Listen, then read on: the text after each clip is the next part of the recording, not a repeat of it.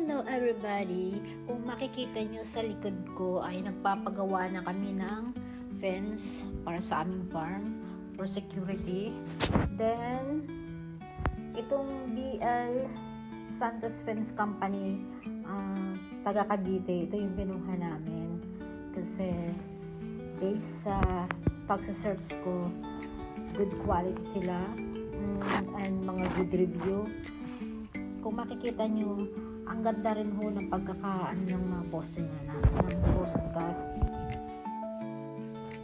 Kagandahan po dito, hindi sila yung nagtitipid or nagmamadali na para lang matapos agad. Sila, bilis, pero quality talaga. Then, yung owner dito po ay laging nakabantay. Hindi rin po siya nauwi sa Cavite. Taga Cavite sila. Kung makikita nyo po talagang as in ka-quality po nila yung gawa nila.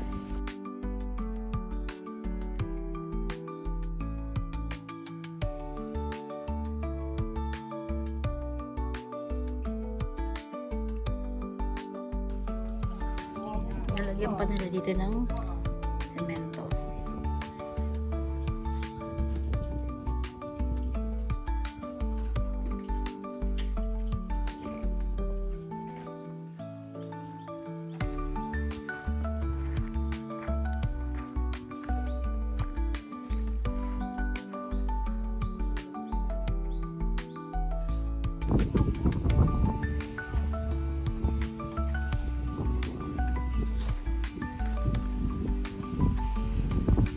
Tinobdibuhos nila.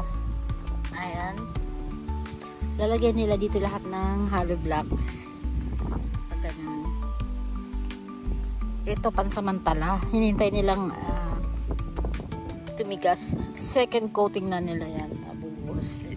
Sinigurado lang nila kasi itong lupa namin dito pag clay siya, clay ang dating niya, malambot.